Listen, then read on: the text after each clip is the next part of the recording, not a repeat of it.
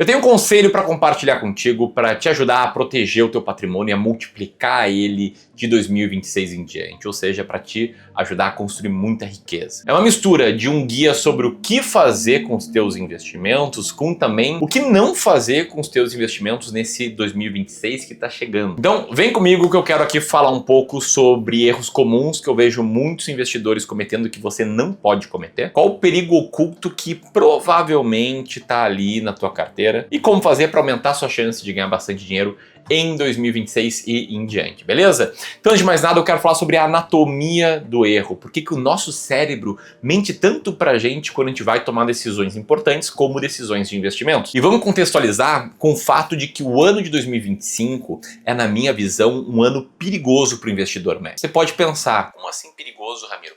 A bolsa está subindo mais de 30%, tem títulos públicos pagando quase 14% ao ano, Tesouro IPCA mais de longo prazo pagando mais de 7% acima da inflação. O que tem de errado? O que tem de perigoso? Bom, justamente aí que mora o perigo. Ficar empolgado com a tua carteira de investimentos no curto prazo é fácil e eu queria te apresentar um outro ponto de vista. Vamos voltar para 2017, a primeira crise que eu enfrentei como fundador do Clube do Valor, como gestor de investimento. A gente tinha lá vários clientes com suas carteiras bem montadinhas, com ações norte-americanas, renda fixa, fundos imobiliários. A gente estava ali naquele contexto saindo da crise criada pelo governo Dilma III, a crise que fez a bolsa cair cerca de 20% ou 25% entre 2014 e 2016 e tinha feito a inflação disparar, passando de 10% no acumulado no ano de 2015. E aí isso estava ficando para trás, né? Tudo parecia estar em plena recuperação. O governo Temer estava fazendo reformas importantes para a economia, a bolsa estava crescendo, e eis que num belo dia a gente acorda e tá lá no noticiário, em várias e várias manchetes, o caso que ficou conhecido como Joesley Day, ou melhor, o dia que ficou conhecido como Joesley Day. Vazamento de uma conversa entre o empresário, dono da JBS, Joesley, e o presidente Temer. E ali todo mundo anunciava o Armagedon. Não era para pouco. A bolsa fundou 8,8%. O dólar teve sua maior disparada em 14 anos. E naquele momento, se você já tinha sua carteira de longo prazo montada, provavelmente você se sentiu como a maioria dos investidores se sentiram, pensando: ferrou.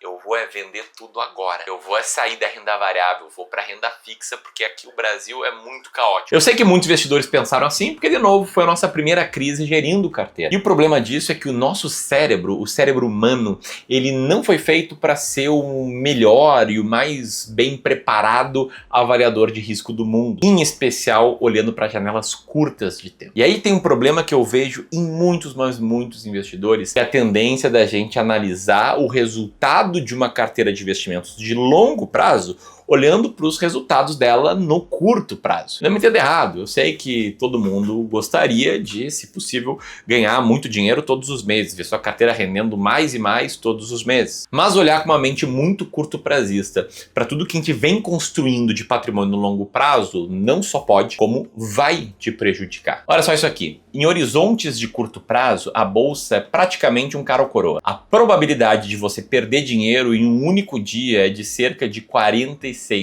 E olha esse gráfico aqui que interessante. Se você olhar para um ano, a chance de perda ainda é alta, girando em torno de 25% a 30%. Mas ao mesmo tempo, quando a gente olha para uma janela de 15 anos, a chance de você perder dinheiro é praticamente zero. Ou seja, se você vai montar uma carteira de investimentos com uma parcela de risco, seja ações, seja renda fixa pré-fixada ou atrelada à inflação com vencimento longo, e vai montar essa carteira em 2026 com o intuito de tirar esse dinheiro em 2027, não faça isso. É como você estivesse jogando uma moeda para o alto. Sua chance de perder é quase 50%. É aqui que mora o perigo. A volatilidade de curto prazo é o preço que a gente paga pelo retorno de longo prazo. Todo mundo quer o prêmio.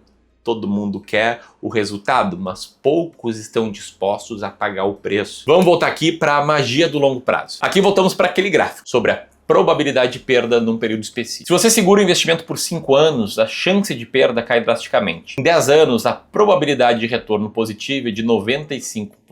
E historicamente, em janelas de 20 anos, não houve nenhum período onde as ações perderam valor em termos ajustados pela inflação. Aí o investidor que tenta prever especificamente o que vai acontecer no próximo ano, por exemplo, o que vai acontecer em 2026, ele está tentando acertar aquele um ano em que qualquer coisa pode acontecer. Já o investidor que foca no longo prazo está jogando um jogo onde a probabilidade de vitória beira os 100%. Sabendo disso, eu quero te apresentar os maiores erros que investidores cometem, como eles podem destruir o teu patrimônio. O erro número 1 é o curto-prazismo e a sua consequência, que é vender na baixa. É reagir à volatilidade quando ela aparece. Olha que história interessante. Foi feito um estudo que analisou as carteiras dos investidores no geral. Na média, os investidores mortos superam os vivos. Como assim, Ramiro? Tá ficando doido? Como é que alguém que morreu vai investir melhor? Cara, pior que é isso mesmo, tá? Tua probabilidade de ter bons retornos é maior quando tu morre. E fica morto por alguns anos. Esse é um estudo real feito pela Fidelity Investments que pegou lá a performance daquelas contas que tinham tido a melhor performance. E o que eles encontraram em comum?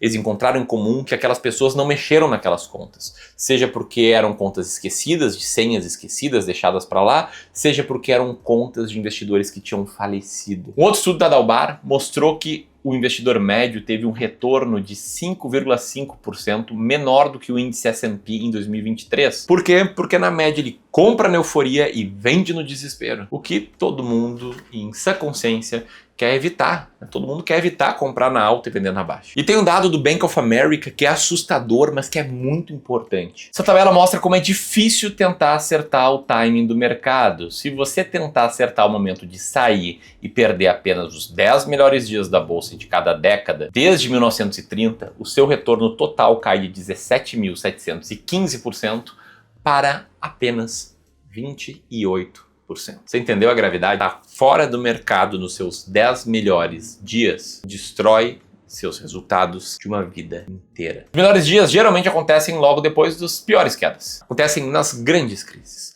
Logo, tentar sair para proteger o seu dinheiro em 2026 pode fazer perder exatamente a recuperação que te deixaria rico. Com isso, a gente chega no erro número 2, que é o erro de seguir a manada. E esse erro daqui é um erro biológico. Nós somos biologicamente preparados para seguir a manada. A gente prefere, como seres humanos, estar errado em conjunto do que estar certo sozinho. Então, quando a gente começa a ver manchetes dizendo que a bolsa morreu ou que agora é hora de ir para a renda fixa, a gente vai querer vender bolsa, a gente vai querer ir para a renda fixa, a gente vai querer seguir a manada. Olha só que loucura é esse estudo aqui da Schroders. Quem vendeu tudo na crise de 29, após a bolsa cair 25%, teria que esperar até 63 para recuperar os prejuízos.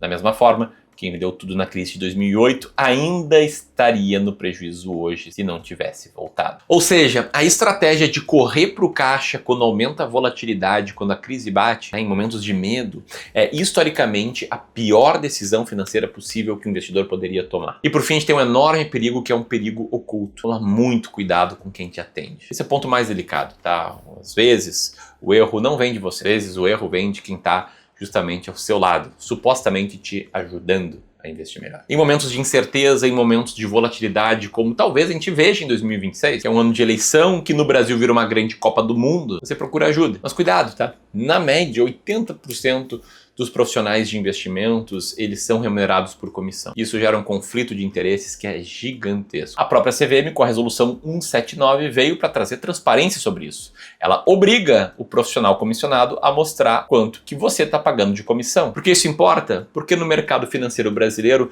você pode investir basicamente de 3 diferentes formas. Você pode investir sozinho, você pode investir com a ajuda de um profissional comissionado ou com a ajuda de um profissional, seja um consultor ou um gestor de investimentos, que cobra uma taxa de você que é independente da forma com que você monta a tua carteira. E entre as opções 2 ou 3, a terceira é muito melhor. Eu não falo isso porque o Clube do Valor só faz isso. O Clube do Valor só faz isso porque eu acredito isso há mais de 10 anos. A gente é pioneiro aqui no Fibase do Brasil e aqui os nossos clientes nos pagam um valor fixo que ele sabe quanto está pagando para ser atendido. Então, falei das opções 2 e 3, faltou falar a primeira, que é você atuar sozinho, que funciona muito bem, mas é claro, você paga ali com tempo para adquirir conhecimento e para tomar boas decisões com a tua carteira e fazer isso com consistência. Eu acredito nesse modelo, não à toa a gente publica praticamente um vídeo por dia aqui no YouTube ajudando investidores a terem mais conhecimento. Então, acho uma boa opção. Você só tem que saber desse trade-off de trocar tempo em vez de pagar alguém, beleza? O que eu tenho muito medo que você siga é o caminho do profissional comissionado. E é óbvio que tem bons profissionais comissionados,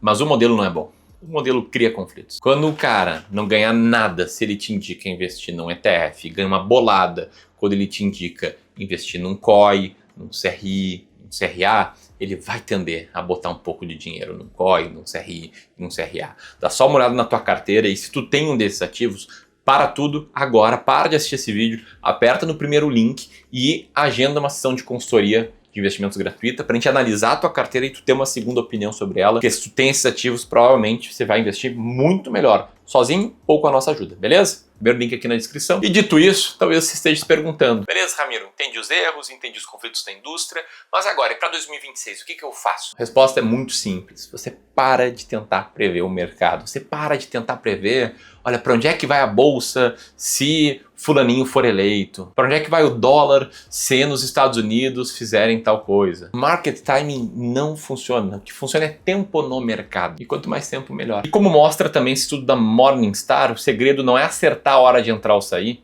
é ficar. Probabilidade de perda em janelas de 20 anos é zero. Isso mesmo, zero. Consolidando tudo que a gente viu, tudo que a gente falou, a minha estratégia aqui, o meu conselho para ti, ele é bem simples. Primeiro, desenha uma carteira ideal para ti, desenha uma boa alocação de ativos. Define quanto vai investir em renda variável, quanto vai investir em renda fixa. Depois, não mexa na sua estratégia, na composição da sua carteira, por conta das notícias. Lembra, os investidores mortos, eles ganharam mais porque eles não reagiram ao mercado. Terceiro, discipline os seus aportes. Quem aporta todos os meses com disciplina, pegando altas, pegando baixas, historicamente ganha mais do que quem tenta acertar o fundo. E por fim, fuja do conflito de interesses. 2026 vai ter volatilidade? Vai. Vai ter notícia ruim? Vai. Mas se você tiver uma estratégia boa de longo prazo e blindar a sua tomada de decisões do efeito manada e dessa volatilidade que no longo prazo vai se mostrar apenas ruído, você pode sim construir um grande patrimônio no longo prazo. Não seja investidor que perde os 10 melhores dias da década, seja investidor que constrói riqueza